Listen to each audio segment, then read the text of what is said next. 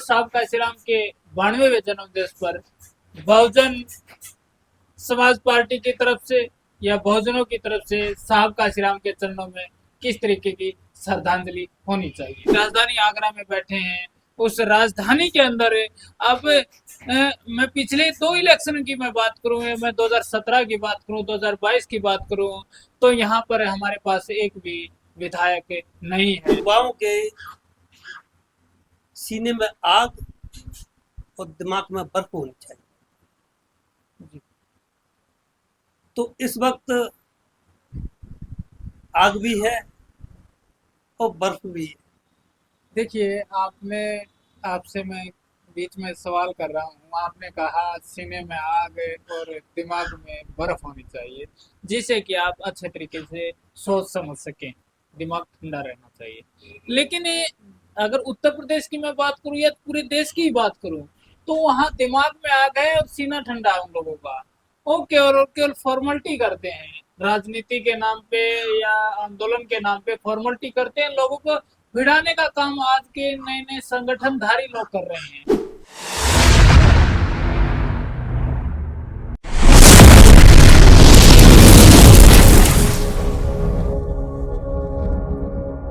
सभी साथियों को नमस्कार, जय भीम, जय भारत। आगरा की आन बान शान, विचारों के धनी संजय सिंह प्रेमी जी हमारे साथ में हैं। आपसे है आज हम चर्चा करेंगे संजय भाई से कि देश के अंदर जिस तरीके से 50 वर्ष होने को हैं, बहुजन समाज पार्टी को बनने के 50 साल पूरे होने को हैं, और अभी तक देश की राजनीति की मैं बात करूं तो वहां दिल्ली के अंदर जहां बाबा साहब का भी सपना देश के अंदर राज करने का था, मनोहर साहब काशीराम का भी सपना देश की गद्दी से बहुजनों का परचम फहराना था, और आदरणीय बहन कुमारी मायावती जी जो आज बहुजन समाज पार्टी की राष्ट्रीय अध्यक्ष हैं, उनका भी सपना इस देश के बहुजनों को सत्ता तक ले जाना था। लेकिन 50 वर्ष अभी तक हमारे वहाँ दिल्ली तक हमारे लोग नहीं पहुंच पाए।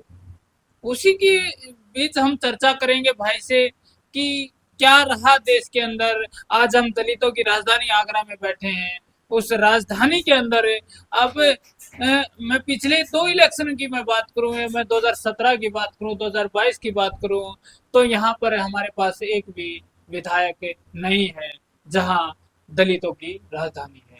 तो दिल्ली में हम किस तरीके से पहुंच पाएंगे, तो संजय भाई से हम चर्चा करेंगे। उससे पहले मैं दोबारा से फिर भाई का हमारे इस एक छोटे से इंटरव्यू में हम स्वागत करते हैं, और आपसे उम्मीद करेंगे कि आप एक सटीक जो जवाब होते हैं, जो हम राजनीति की बात नहीं कर रहे हैं, केवल और केवल बहुजन मूवमेंट की बात कर रहे हैं। किसी पार्टी विशेष से कोई सवाल नहीं है, किसी व्यक्ति विशेष से कोई सवाल नहीं है, केवल और केवल सवाल हैं तो उस विचारों के हैं जिन विचारों की वजह से आज हम यहाँ पर बैठे हैं। तो संजय भाई, आप का मेरा आपसे पहला सवाल यही होगा कि मनोहर साहब काशीराम के 92वें जन्म दिवस पर बहुजन समाज पार्टी की तरफ से या बहुजनों की तरफ से साहब काशीराम के चरणों में किस तरीके की श्रद्धांजलि होनी चाहिए। पहले तो मैं आपको बहुत बहुत धन्यवाद दूंगा कि आपने मुझे मौका दिया, और जनपद आगरा की 93 फतेहाबाद विधानसभा से हूँ मैं, तो बीएसपी से ताल्लुक़ रखता हूँ। जी बिल्कुल। बीएसपी में मैं विधानसभा में अध्यक्ष भी रहा, बूथ पर भी अध्यक्ष रहा, जी सेक्टर में भी अध्यक्ष रहा, जी जी। और इस वक्त बीएसपी के बीबीए संयोजक हूँ। अगर आज की बात करें तो आने वाले बहुजन नायक मानवर श्री कांशीराम जी के जी जन्म दिवस पर 92वें जन्म दिवस पर ऐसा लगता है कि उन्होंने बोला था कि युवाओं के सीने में आग और दिमाग में बर्फ होनी चाहिए। जी। तो इस वक्त आग भी है और बर्फ भी है। देखिए, आपने आपसे मैं बीच में सवाल कर रहा हूँ। आपने कहा सीने में आग और दिमाग में बर्फ होनी चाहिए, जिससे कि आप अच्छे तरीके से सोच समझ सकें। दिमाग ठंडा रहना चाहिए। लेकिन ये अगर उत्तर प्रदेश की मैं बात करूँ या पूरे देश की ही बात करूँ, तो वहाँ दिमाग में आग है और सीना ठंडा है उन लोगों का। वो केवल फॉर्मेलिटी करते हैं, राजनीति के नाम पे या आंदोलन के नाम पे फॉर्मेलिटी करते हैं, लोगों को भिड़ाने का काम आज के नए नए संगठनधारी लोग कर रहे हैं। अभी मैं सुबह ही देख रहा था, हमारे हरियाणा से गुड़गांव से एक आते हैं तवर तवर करके, सतपाल तवर करके। वो कभी भी कहीं भी होता है, कुछ होता है, उनको हर ड्रामे करने से मतलब आ जाए। एडमिट हो गया कि मेरे ऊपर रात को गोलियां चलाई गई, ये किया गया, वो किया गया। चंद्रशेखर की आप बात कर लो, चंद्रशेखर भी उसी कैटेगरी में आता है। जितने भी उसके साथ में जो लोग काम कर रहे हैं, सभी यही काम कर रहे हैं, दिमाग में आग रखते हैं। जब सामाजिक मूवमेंट की बात आती है, सामाजिक आंदोलन की बात आती है, तो उनके पास केवल और केवल सोशल मीडिया पे वीडियो बनाने के लिए तो बहुत कंटेंट मिल जाएंगे। लेकिन वही लोग इस मूवमेंट को उस मनुवाद के गड्ढे में धकेलते मिलेंगे। देखिए, जो लोग दो लोग हैं जो अपने को बोलते हैं कि हम बहुजन हितैषी हैं, बहुजनों की सत्ता लाएंगे। उन्होंने न तो बाबा साहब को पढ़ा है और न मानवर साहब को। अगर ये दोनों बहुजन नायक और बाबा साहब डॉक्टर अम्बेडकर को पढ़ लेते तो ये ड्रामेबाजी नहीं होती। जी, बिल्कुल सही बात। बाबा साहब अम्बेडकर ने कभी ड्रामा नहीं किया जी। और ना ही मनवर साहब ने। जो भी किया वो इस तरीके से किया जैसे कि भगवान तथागत गौतम बुद्ध ने किया, जी। जो कहा वही किया। जी। जी। अभी जो पहले वाले जो बोल रहे थे आप, एक बहुजन हितैषी समझते हैं, बहुजनों को सत्ता दिलाएंगे। उन्होंने जो कहा उस पर टिके नहीं। जी। और दूसरे वाले, उनका भी यही हाल है, वो कॉपीराइट कर रहे हैं। जी। क्या मूर्छित होके अपने लोगों को समझाया जा सकता है? बाबा साहब अम्बेडकर ने बुद्ध को देखकर कहा कि ये बुद्ध आंखों खुले ही नहीं है, इनके ये बुद्ध हो ही नहीं सकते हैं। जी। ये ऑन रिकॉर्ड बता रहा हूं। तो बाबा साहब ने एक चित्र बनाया जिसमें आंखें खुली थी। जो आपके अक्षेत्र हाँ, आगरा के आगरा के। चक्की पाठ बोध गया में जी। रखे। जी। तो अभी इनकी आंखें खुली नहीं हैं। जी। अभी ये बुद्धिस्ट बने हैं, लेकिन ये बुद्धिस्ट है नहीं। जिनकी आंखें बंद हैं, आंखें खुली होंगी तो सब कुछ पारदर्शी दिखेगा। जी। और रही बात बहुजनों की, किस तरीके सत्ता आएगी, तो एक बार तथागत गौतम बुद्ध एक शहर में गए, कलामों के शहर में। जी। तो कलामों ने उन्होंने से पूछा कि हे महामानव, हमारा शोषण कब तक होता रहेगा? जी। उन्होंने कहा कि जब तक आप अज्ञानी हो। अज्ञानी होने के बाद आपका शोषण हो रहा है, और जब आप ज्ञानवान बन जाओगे तो फिर आपके बीच में बहुत सारे लोग आएंगे। जी। जिस प्रकार स्वयं सिद्धार्थ गौतम बुद्ध आया है, उसी प्रकार बहुत सारे लोग आएंगे। तो आप कैसे पहचानोगे कि ये ठीक है या गलत है? जी। उन्होंने, तथागत गौतम बुद्ध ने एक कॉन्सेप्ट दिया, जानो छानो तब मानो। जी। आज की भाषा में कहें तो घड़ी डिटर्जेंट केक की लाई सजना मन भाई सजना, पहले इस्तेमाल करो और फिर विश्वास करो। जी। तो दोनों को ही आज की युवा पीढ़ी ने इस्तेमाल भी किया है और उसे जांचा भी है, परखा भी है। मानवर साहब की फिलॉसफी थी कि ये द्वारा से बौद्धमय बनेगा। बाबा साहब की ये जो लेकिन था, लेकिन लेकिन लेकिन बनेगा जरूर, सत्ता जरूर आएगी, 21वीं सदी हमारी होगी। अब युवा जान चुका है कि कौन ड्रामेबाज है और कौन ठीक है। आपकी बात मैं आपने जो कहा वो एक वास्तविक बात आपने कही, लेकिन जो आज के बुद्धिस्ट की मैं बात करूं, तो आज के बुद्धिस्ट तो कांग्रेस में बैठे हैं, जहां बाबा साहब डॉक्टर अम्बेडकर ने कहा था कि 25 पैसे के टट्टू टट्टू उनके मत बनना, उनके सदस्य मत बनना कांग्रेस के। आज सबसे ज्यादा कांग्रेस में हमारे बुद्धिस्ट लोग हैं। आज जितने भी मैं भीखों की बात करूं, मैं पिछले दिनों बनारस में हमारे पूर्व में मंत्री भी रहे हैं, बनते चंदीमा जी से मुलाकात हुई, बहुत लंबी एक पॉजिटिव चर्चा हुई हमारी। जब मैंने उनसे सीखा, उनसे समझा, उनसे बातचीत की कि किस तरीके से देश की राजनीति में क्या हो रहा है, तो उनका जवाब कुछ मुझे हजम नहीं हुआ। हजम कैसे होगा कि वो लोग कुछ करना चाहते हैं, लेकिन हमारे जो नए नए बुद्धिस्ट बन के आ रहे हैं जो लोग, अगर मैं पीछे की बात करूं तो आपको याद होगा, अभी कांग्रेस ने हरियाणा के अंदर एक राज्यसभा जाना था, 2 राज्यसभा हरियाणा से जाने थे। एक कांग्रेस भेज सकती क्योंकि कांग्रेस के पास भी उतने विधायक हैं, एक बीजेपी भेज सकते और बीजेपी की सरकार हरियाणा के अंदर है। वहां एक रिटायर्ड अधिकारी है जो अपने नाम के पीछे बहुत लगाते हैं, उसको राज्यसभा का उम्मीदवार बना दिया, रिटायर्ड कर्मचारी को राज्यसभा का उम्मीदवार बना दिया।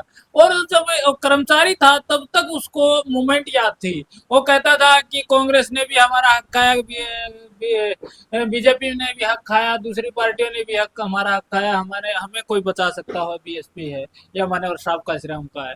लेकिन आज वो कांग्रेस के पटके के नीचे आके कांग्रेस के गुण गा रहा है, राहुल गांधी को नेता मान रहा है या सोनिया गांधी को नेता माना हो, जिसकी वो पूरी उम्र गांधी गांधी को उगा लिया, जिन्होंने बाबा साहब डॉक्टर अम्बेडकर को उसके हक, उसके समाज को हक दिलाने के लिए उनको रोना पड़ा, गिड़गिड़ाना पड़ा, उनको आज वो नेता मान रहा है। आप कैसे मान सकते हैं बुद्धिस्ट, आज आने वाले बुद्धिस्ट इस बात को समझेंगे?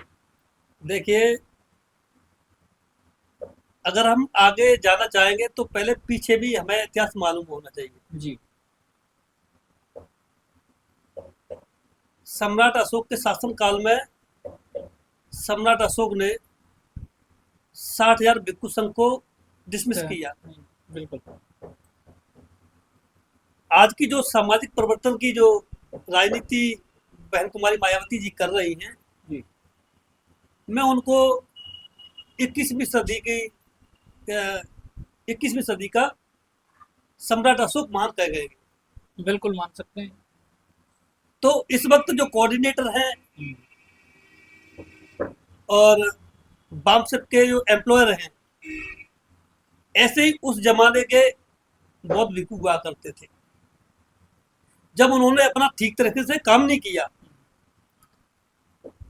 तो सम्राट अशोक ने 60,000 भिक्षुओं को अलग कर दिया, बिल्कुल।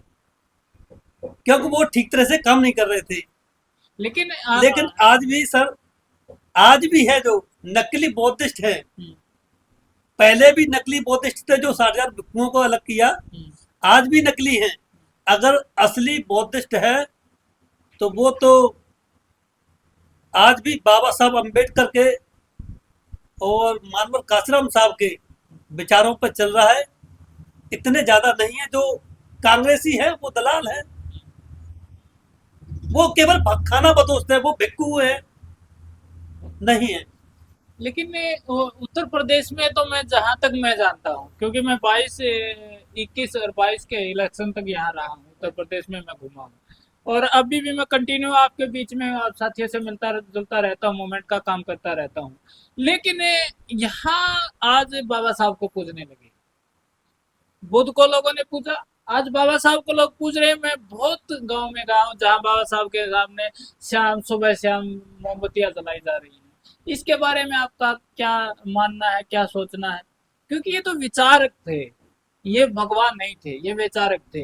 तथागत बुद्ध ने भी कहा है, अपो दीपो भव, अपना दीपक स्वयं बनो। लेकिन यहाँ तो दूसरों के भरोसे बैठे हैं लोग। यहाँ उत्तर प्रदेश के अंदर वोट है। वास्तव में उन्होंने 95 से लेकर और 2012 तक इतने बड़े स्टेट में, देश के सबसे बड़े सूबे में बसपा ने राज किया, कोई दो राय नहीं। लेकिन बदलाव भी कुछ नहीं हुआ। ऐसा कैसे? वो सर इसी वजह से हुआ है क्योंकि ये उन्होंने भाग्य और भगवान के सहारे रहे हैं कि भगवान को उस समय या पाली भाषा में कहा जाता होगा ग्रेट मैन को, जी जो महान व्यक्तित्व है, महानुभाव है, जी उसे कहा जाता होगा। लेकिन उन्होंने, इन लोगों ने तथागत गौतम बुद्ध को भगवान मान लिया, जबकि जी वो कहते थे कि न तो मैं आशावादी हूँ न निराशावादी, मैं तो भाई इंसान हूँ। हम्म, अब ये जो डॉक्टर अम्बेडकर को पूजने लगे हैं, उन्होंने डॉक्टर अम्बेडकर को पढ़ा नहीं है, हम्म, क्योंकि मान्यवर साहब ने भी कहा है कि बाबा साहब अम्बेडकर तस्वीर में नहीं हम्म, किताबों में बसते हैं। जी इन्होंने ठीक तरह से ना तो मानवर साहब को पढ़ा हम्म, और ना बाबा साहब को पढ़ा। अब जो लोग पढ़ चुके हैं जी वो लोग ही क्रांति ला रहे हैं, जी वो लोग ही इसको मूवमेंट को आगे बढ़ा रहे हैं। जो अभी बौद्ध भिक्खु हैं, जो अम्बेडकरवादी भी हैं, मैं नाम तो नहीं लेना चाहूंगा, आगरा में भी बहुत सारे हैं, मैंने उनमें जाके देखा है, कई एक बौद्ध महासभाओं में, किसी का नाम नहीं लेना, हम्म, तो वहां पर भी अगरबत्ती मोमबत्ती होती है। जी ये ठीक नहीं है। वो कहते हैं अपने आप को कि मैं हम वो फलानी बौद्ध महासभा चला रहे हैं, वो बौद्ध महासभा चला रहे हैं, वो ठीक नहीं है। देखिए, बौद्ध महासभा जो हो रही है गांव लेवल पे, जो कथा कथावाचक होते थे, सनातनी धर्म की मैं बात करूँ तो उसमें कथावाचक होते हैं जो एक एक हफ्ते 10-10 दिन तक कथा करवाते हैं गांव में, प्रचार प्रसार करते हैं अपने भगवानों का, अपनी आस्था का, जिसमें वो विश्वास रखते हैं। देखिए, वो सबका अपना व्यक्ति विशेष का है कि मैं किस चीज को मान रहा हूँ, किसी चीज को हम किसी का विरोध नहीं कर रहे। लेकिन बुद्धिज्म में जिस तरीके से, मैं अभी पीछे यहाँ आपके जिस क्षेत्र में हम बैठे हैं, इसी क्षेत्र में मैंने बौद्ध कथाएं सुनी, बौद्ध कथाएं देखी, बौद्ध कथा करने वाले लोग देखे। जो जब वहां पर बौद्ध कथाओं का माध्यम ये था कि हम लोगों को अच्छी दिशा और दशा में लेके जाए, हम तो अपने लोगों को सत्संगों में ले जाने लगे। हमने तो उनका दूसरा पाखंड छोड़ा तो अपना पाखंड स्टार्ट कर दिया। आज हुआ नहीं है। हम हमारे महापुरुषों ने मूर्ति पूजा का विखंडन किया, लेकिन हम हमसे ज्यादा मूर्ति पूजा कौन कर रहा है? आज बाबा साहब की पूजा हो रही है, बुद्ध की पूजा हो रही है, रविदास महाराज की पूजा हो रही है, कबीर साहब की पूजा हो रही है, धन्नादार जैसे लोगों, जिन लोगों ने क्रांति की, उन लोगों की पूजा हो रही है। और कुछ तो यहाँ तक मैंने मैं महसूस कर रहा हूँ कि अब अम्बेडकर जयंती आएगी और बड़े बड़े प्रोग्राम गांव लेवल पे होंगे, स्टेज प्रोग्राम होंगे, लेकिन वहां जब हम बात मूवमेंट की विचारधारा की बात करेंगे तो वहां के लोग ये बोलेंगे, संचालक महोदय ये बोलेंगे कि हमें तो किसी पार्टी पे मत बोलना, हम पार्टी का प्रचार मत करना, ये बोलेंगे। जबकि बाबा साहब डॉक्टर अम्बेडकर ने कहा कि जहां आपको मौका मिले, जिस लेवल पे आपको मौका मिले, आपको अपने लोगों को जगाने के लिए उनको अंदर राजनीति प्यास जगानी होगी, जिससे कि वो राजनीति कर पाए। ऐसा तो हो ही नहीं रहा, और खासकर उत्तर प्रदेश में। मैं बार बार उत्तर प्रदेश का जिक्र इसलिए कर रहा हूँ क्योंकि इन लोगों ने राज देखा है, और राज किस तरीके से किया है वो भी बहन जी के शासनकाल को आप देख सकते हैं। पार्क बनाए, स्मारक बनाए, यूनिवर्सिटियां बनाए, कॉलेजेस बनाए, और एक मेरे हिसाब से 20 लाख शहरी काशीराम शहरी आवास योजना के तहत लोगों को मकान देने का काम भी किया गया, और आपके क्षेत्र में भी दिया गया। और दलितों की राजधानी में जब ये हालात हैं तो बाहर आप समझ सकते हैं किस तरीके के हालात होंगे। संजय भाई, मैं उन पे थोड़ी चर्चा चाहूंगा, और मैं चाहूंगा कि आप सटीक जवाब दें। हम नहीं चाहते कि किस तरीके से क्या हो रहा है देश के अंदर, हम चाहते हैं कि हमारे समाज के लोगों का क्या हो रहा है। देश की राजनीति को एक तरफा रख दो कि देश की राजनीति तभी चल पाएगी जब हमारे लोगों के अंदर अवेयरनेस होगी, हमारे लोगों के अंदर ये टीस होगी कि क्या गलत है, क्या सही है, क्या अच्छा है, क्या बुरा है, तभी तो हम आगे बढ़े। देखिए, मानवर साहब ने कहा है कि ये विचारधारा की लड़ाई है, दो संस्कृतियों की लड़ाई है, जी श्रमण संस्कृति और ब्राह्मण संस्कृति। जी और हमारा मूल उद्देश्य तो व्यवस्था परिवर्तन, जी सामाजिक परिवर्तन, व्यवस्था परिवर्तन, जी एक ही बात। जी ये जो इसकी विचारधारा तो अनवरत चलती रहनी चाहिए, जी जो रुकी हुई है, जी जो कि वाम के सेब के माध्यम से चलती थी। जी उसमें कई घटक होते थे जी जो स्टॉप फुल स्टॉप लगा दिया है। जी मैंने देखा है कि 2020 के में मैंने बीएसपी में पूरी तरह से काम किया। उससे पहले मैं बूथ अध्यक्ष रहा करता था। तो 20 से अब तक आगरा के अंदर वाम सेब की मीटिंग सिर्फ 2 हुई हैं, जी जो बीएसपी की जननी है जी वाम सेब। जी बिल्कुल और ये कहना 100% उचित है, और आपके सामने प्रूफ भी है कि 4 बार इस भारत देश के सबसे बड़े प्रदेश में बहन कुमारी मायावती जी ने 4 बार शासन किया है। हम लोगों ने, बहुजनों ने शासन किया है, इस बात का प्रमाण है। लेकिन जिन लोगों को अवसर मिला मंत्री बनने का, चाहे वो कैबिनेट के हों या फिर दूसरे हो डिपार्टमेंट के हो, उन्होंने काम नहीं किया।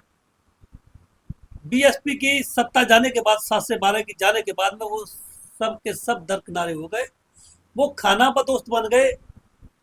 उन्होंने मूवमेंट की तरफ नहीं देखा। जी और यही एक कारण है। अपने पेट के तरफ हाँ, देखा। बस खाना बदोस्त, अपना पेट भरने के हाँ, लिए। बिल्कुल बिल्कुल लेकिन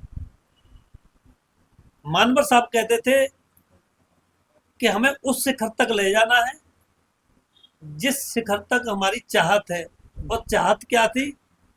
वो साहब कहते थे कि मैं तो बसपा का चेयरमैन हूँ, जी चेयर तो मेरी दिल्ली में है, लेकिन मैं गलियों में घूमता है। बिल्कुल बिल्कुल लेकिन सर यही बात रहा कि हम बसपा के चेयरमैन तो बनना चाहते हैं, लेकिन हम गलियों में, कूचों में, घूमना जमीन पर नहीं घूमना चाहते। बिल्कुल अभी जो बहन कुमारी मायावती जी ने 7 फरवरी को मीटिंग बुलाई, जी उन्होंने 26 पॉइंट दिए, उसमें मैं भी था।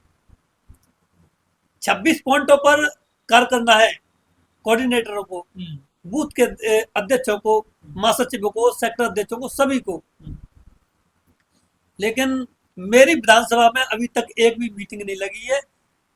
और मैं तो ये कह रहा हूं कि जनपद आगरा में अभी ऐसा कोई सिस्टम नहीं बना है, और इसीलिए ये कार्यकारिणी युवाओं के हाथ से छीनने का काम हो रहा है। ये केवल कागजी कार्रवाई हो रही है, जमीन पर कार्रवाई काम नहीं हो रहा है। ये सबसे बड़ा कारण है रेडीमेड नेता लाना।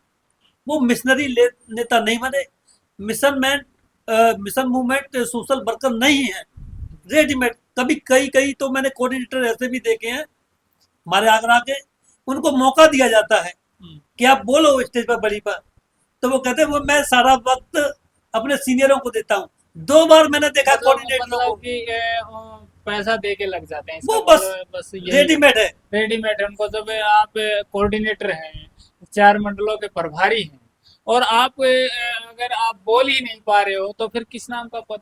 ये तो वास्तविक है। ये तो मुझे बताने की जरूरत नहीं है, भली बात ही मैं जानता हूँ, अच्छे तरीके से जानता हूँ साथियों, कि जिस तरीके से मैं देश के अंदर घूमा हूँ, ऐसे ऐसे लोग, प्रदेश के अध्यक्ष तक ऐसे हैं जिनको जो सवाल का जवाब नहीं दे सकते। आपने कोई तीखा सवाल किया तो बच के निकल जाते हैं, ऐसे ऐसे हैं, इसमें तो कोई दोहराई और एक बात और है, जैसे कि पार्टी ने किसी को अल्पसंख्यक को लगाया, नहीं। तो वो केवल जाटव या चमारों में ही जाते हैं। हाँ, अपनी जाति वो ओबीसी जनरल जिसके में लिए रहता है। उनको अधिकृत किया गया है, बहन कुमारी मायावती जी ने जी अधिकृत किया जी गया है, जी वहां पर नहीं जाते। जी ऐसे ही कई एक बैकवर्ड से भी हैं। बैकवर्ड में SC ST OBC माइनॉरिटी सब कुछ आ जाता है। बिल्कुल। तो उन लोगों को उस समाज में जाना चाहिए जिस समाज के लिए रखा गया है पार्टी के आदेशानुसार। अगर माइनॉरिटी को लगाया गया तो वो माइनॉरिटी में जाना चाहिए। और अगर अदर बैकवर्ड क्लासेज में का जो कार्यकर्ता है, कोऑर्डिनेटर कोई भी, तो उसको अदर बैकवर्ड क्लासेज में जाना चाहिए। क्योंकि जो अ, नीम है, जो BSP की नीम है, वो कहीं नहीं जाएगी। ये मैं फिर भी कह रहा हूँ, वो कहीं भी नहीं जाएगी। चाहे कितने भी लोग आ जाएं, चाहे मूर्छित हो जाएं, या फिर अपने आप को कुछ भी समझ लें, जी ड्रामा खोर बन जाए, लेकिन अब कोई भी ड्रामा नहीं चलेगा। पूरी तरह से मिशन 2027 है, वो लोगों के दिमाग में भरा है कि व्यवस्था परिवर्तन, सामाजिक परिवर्तन, आर्थिक परिवर्तन, राजनीतिक परिवर्तन तो होके रहेगा। और वो उसके लिए ज़्यादा समय नहीं है 2027 में, लेकिन हमें अपनी ज़मीन पर तैयारी करनी होगी। जितने भी एम्प्लॉयर हैं उनको भी घर से निकलना होगा, कि नहीं तो फिर ऐसा होगा कि आने वाली पीढ़ी पूछेगी, हमसे जवाब मांगेगी कि पापा जी आप 4 व्हीलर गाड़ी से चलते थे, आज हमारे पास साइकिल भी नहीं है। तो मैं गर्व से कहूंगा कि मैंने तो अपना काम पूरा किया, लेकिन आपने जो मलाई चाटी थी रिजर्वेशन की, वो हमें क्यों नहीं मिल रही है। तो मैं फख्र के साथ कहूंगा कि मैंने तो पूरा काम किया, लेकिन इन नालायकों ने, जो कोऑर्डिनेटर है, जो मंत्री बन के चले गए, समाज के ठेकेदार। जो समाज के ठेकेदार बने हुए हैं, जो एम्प्लॉयर हैं, उनको फिर नौकरी नहीं मिलेगी। यकीन मानिए, अगर अपना हक लेना चाहते हैं तो अपनी सरकार बनाएं। बहन कुमारी मायावती जी के शासनकाल में उन्होंने अपना ही हक नहीं लिया, दूसरों को भी दिया। तो देने वाला समाज ये है। ये अगर देने वाला बनना है तो पहले हमें हुक्मरान बनना होगा, और हुक्मरान बन के सारी व्यवस्था ठीक हो जाती है। न किसी पर भी अत्याचार होता है, और न किसी की व्यवस्था की कोई भी गड़बड़ होती है, चाहे शिक्षा की हो, चाहे राजनीतिक हो, राजनीति हो, या सामाजिक नौकरी को, हो, सामाजिक महिलाओं कुछ भी के हो, सम्मान की महिलाओं बात के है। सम्मान के कुछ भी हो। बिल्कुल बिल्कुल। और हुक्मरान के साथ कभी अन्याय अत्याचार नहीं होता, और राज व्यवस्था ठीक रहती है। और अगर दिल्ली पर काबिज होना चाहते हैं तो आपको अभी जो चल रहा है कि हम हिंदू राष्ट्र बनाएंगे, हम्म, एक गांव को भी नहीं बनाया, ये तो केवल ख्याली पुलाव बताते रहेंगे। ड्रामेबाजी है हाँ, तो कुछ नहीं। लेकिन हाँ, राज धर्म उसी का चलता है जिसकी राज सत्ता होती है, जिसकी बिल्कुल बिल्कुल सम्राट होता है। बिल्कुल अगर ये सच अपना धर्म बचाना चाहते हो, जो श्रमण संस्कृति है, तो हमें BSP की और 5वीं बार सरकार बना के, और 2029 में फिर से बौद्धमय भारत बनाएंगे। और यही संकल्प लेकर आज हम सारे लोगों को कहना है कि हमें अपनी पुरानी विरासत में दोबारा से हथियानी होगी, और फिर हमें वही बौद्धमय भारत बन सकेगा। और आज जो व्यवस्था परिवर्तन होगा, सामाजिक परिवर्तन होगा, राजनीतिक परिवर्तन बिल्कुल। होगा, आर्थिक परिवर्तन होगा। अ, साथियों, संजय भाई, आपका सबसे पहले तो मैं धन्यवाद करता हूँ। आपने बहुत ही सटीक जवाब दिया कि किस तरीके से देश के अंदर व्यवस्था बन रही है। और मैं आगरा और आगरा के आसपास और मैं उत्तर प्रदेश के सभी लोगों से भी अपील करना चाहता हूं साथियों कि अब समय बहुत कम है। समय बहुत कम है। उस समय को देखते हुए बहुजन समाज पार्टी के आदरणीय बहन कुमारी मायावती जी के हाथों को मजबूत करें। और इस देश के अंदर आप व्यवस्था परिवर्तन चाहते हैं, सत्ता परिवर्तन चाहते हैं, देश के अंदर लोकतंत्र बचाना चाहते हैं, तो हमें सबसे पहले एकजुट होना होगा।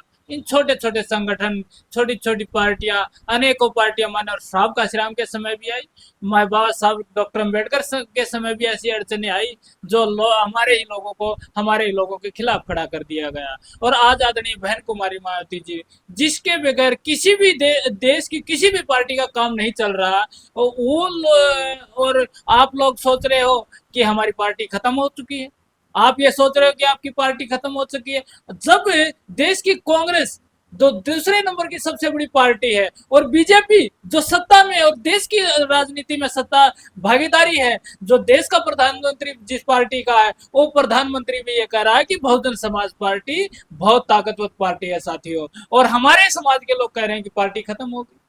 तो साथियों, मैं आप लोगों से अपील गुजारिश करना चाहता हूं, ये मूवमेंट है, ये कोई पार्टी नहीं, ये आंदोलन है बाबा साहब डॉक्टर अम्बेडकर का, ये विचारधारा है मान्यवर साहब काशीराम की। इस विचारधारा को बचाने के लिए हम जैसे लोगों ने अपना पूरा जीवन लगाने के लिए तैयार घूम रहे हैं। और मैं मेरे समाज के उन लीडरों से कहना चाहता हूं, जो बहुजन समाज पार्टी के लीडरों से कहना चाहता हूं, आपसे हम अपील गुजारिश करते हैं, हमारे पास कुछ है नहीं, लेकिन हमारे पास समय, हम समय दे रहे हैं, हमारे साथी समय दे रहे हैं, जिनकी जो अपने बच्चों का निवाड़ा छीन कर इस मूवमेंट को बचाने के लिए लगाना चाहते हैं, तो हमें भी इन साथियों का सहयोग करना होगा। आप साथियों का से मैं फिर से अपील गुजारिश करूंगा साथियों, मिशन 2027 बहुत बड़ी लड़ाई होने वाली है, देश की लड़ाई, इस विचारधारा की लड़ाई को हमें एकजुटता से लड़ना होगा, और इस देश के अंदर फिर से 5वीं बार बसपा सरकार बनानी होगी। और मैं आप सभी का इसी के साथ धन्यवाद करता हूँ। जय भीम, जय भारत, जय मानव, सबका श्रीराम।